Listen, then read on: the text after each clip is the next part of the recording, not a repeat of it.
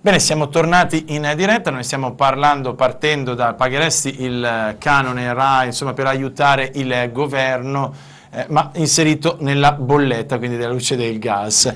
Dopodiché ci siamo spostati su ciò che è un altro discorso, cioè il famoso spesometro, e si dibatteva sul fatto che ormai siamo controllati per ogni movimento, ogni cosa. Tutto, sì, Però sì, Raimondo, mi viene anche da dire che c'è stata gente che è arrivata al confine con valigie e borse piene di soldi, quindi io posso capire da una parte che ci sia un eccesso, ma c'è anche logicamente il furbetto, esatto, il furbone.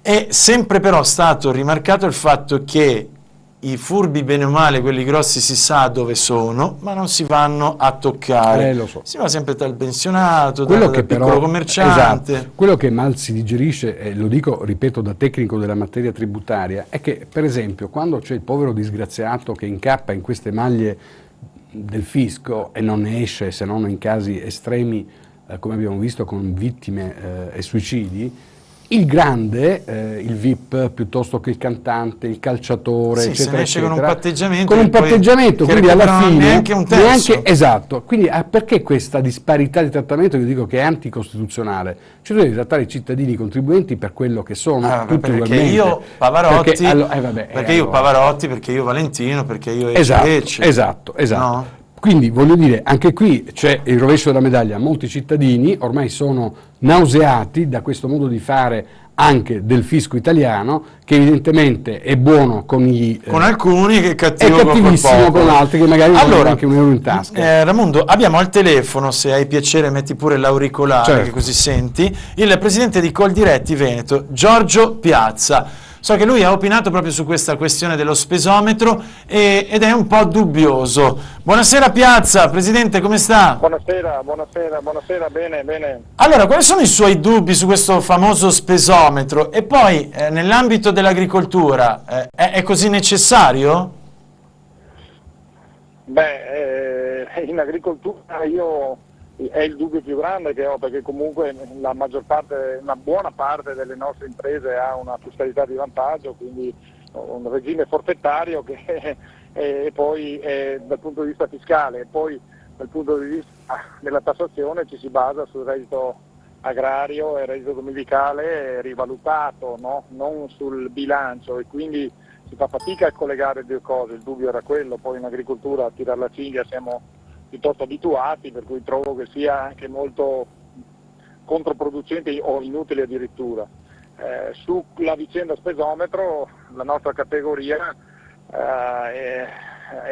sarà interessata per quanto riguarda la comunicazione di tutti i dati legati a fornitori e clienti, in modo da mettere tutto in trasparenza. Questo credo sia invece, chiamiamolo spesometro, cioè è come si può dire, il coinvolgimento maggiore che ha l'agricoltura nello spesometro, e questo credo sia molto utile, perché sappiamo che l'esenzione sotto i 7.000 euro comunque in certe vicende risulta, diciamo, abbastanza nebulosa, poco chiara, insomma. E in questo senso anche la nostra categoria Coldiretti si è battuta affinché anche queste aziende che sono in esenzione avessero incombenza di comunicazione al fisco dell'elenco dei fornitori e dei clienti, per mettere in trasparenza. Dopo, per il resto, il mio dubbio era che in un clima di ripartenza del nostro paese, attraverso il quale bisognava anche dare corpo a una serie di consumi, poi si vanno in questo modo a creare delle penalizzazioni in un certo senso. Per questo io ieri nell'intervista ho detto e ho palesato i miei dubbi per l'agricoltura, ma non solo, insomma. Ma le voglio chiedere, anche secondo lei, stiamo finendo un pochino ai tempi dei servizi segreti, fiscalmente parlando? Certo. Quindi è così anche per lei? C'è troppo un'esagerazione, insomma, su questi controlli? No, io ho detto anche, poi non so, perché l'articolo purtroppo io sono in campagna, non l'ho letto. Io ho detto che, non so se è stato riportato, che sicuramente è positivo che si metta in trasparenza e che si faccia una lotta importante all'evasione fiscale. Sì. Questo certo, però devo dire che con altrettanta, diciamo, certezza dico che bisogna anche stimolare i consumi, bisogna anche, dico, con l'evasione ovviamente, Quindi la famosa ripartenza di cui stava parlando. No, ma bisogna pensare qua a un sistema molto vicino a quello che è il sistema anglosassone, dove si denuncia tutto, dove deve esserci una crescita culturale. Io non credo che col proibizionismo e con le sceneggiate si possano risolvere i problemi del bilancio dello Stato. Presidente, le pongo un'ultima domanda che è un po' anche l'asse portante della nostra trasmissione questa sera. Lei pagherebbe in bolletta, quindi gas, luce, il canone RAI per aiutare il governo, quindi i famosi 80 euro da dare a chi non arriva, tra virgolette, insomma, a superare la cifra dei 1500 euro? Che secondo me già è comunque una degna cifra. Io sono contrario, perché poi credo che vadano ben tenute separate le vicende. Io credo che con una pubblica amministrazione che spende e che consuma e brucia 800 miliardi, se ci fosse la volontà, io credo, mettendo le persone giuste e dandogli carta bianca, quasi fosse una sorta di commissariamento sui generis, io credo che mettere in efficienza la nostra pubblica amministrazione del 5% genererebbe 40 miliardi che sarebbero sufficienti a pagare gli 80 euro, a sistemare magari qualche frana e a dare qualche soldo magari anche a chi non percepirà questo bonus, ad esempio quelli che prendono meno di 1000 euro, insomma, che ne prenderanno molto meno di tanto. Presidente, le auguro una buona serata, grazie per la sua disponibilità. Grazie a voi, buon lavoro. Grazie a voi. Allora, focalizziamoci anche su questa novità, il fatto di non pagare l'IVA per appunto... Non è non pagare, l'impossibilità di pagare l'IVA. Questa è una recente sentenza e noi la vogliamo dare come primi in Italia, visto che da anni ci battiamo per questo, cioè chi non ha la possibilità di pagare l'IVA perché effettivamente non ne ha disponibilità, non ha liquidità. Sì, ricordiamo alcuni casi, tipo a sì, Milano. A Milano, dove l'imprenditore aveva più di 170.000 euro e correva l'obbligo di arrestarlo perché è un reato penalmente perseguibile. Bene, i giudici in quella sede hanno detto che materialmente questa persona non ha compiuto un dolo o una colpa grave nel non voler pagare il tributo, ma non aveva la disponibilità di poter pagare.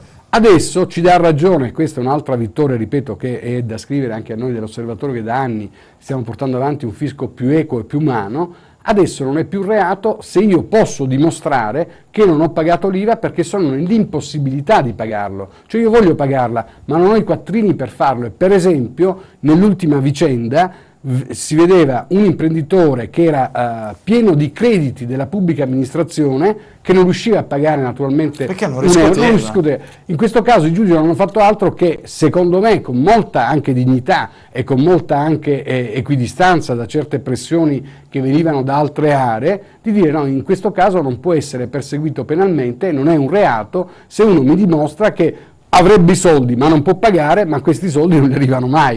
In questo caso non hanno perseguito quelli che non il creditore, guarda caso, era lo Stato, il Comune, l'ASL. Siamo veramente alle solite. Quindi questa sentenza della Cassazione, guardate, è fondamentale. Quindi io voglio lanciare da questa rete come dire, un momento di tranquillità, di serenità per tanti imprenditori che sono vessati, tartassati, ma in questo momento anche molto preoccupati delle loro vicende. Se avete il problema del pagamento e potete dimostrare di non poter come dire, pagare perché non avete la liquidità sufficiente, non perché siete andati al Casinò di Venezia o perché vi siete comprati la barca, ma perché ottenete dei crediti, avete dei crediti ma non riuscite a renderli liquidi, esigibili per poter pagare le tasse, grazie a questa sentenza e grazie, mi ripeto ancora, l'Osservatorio che da anni portava avanti queste battaglie, potreste averla vinta sul fisco. Naturalmente questo significa che non incappate nel reato penale, è già moltissimo,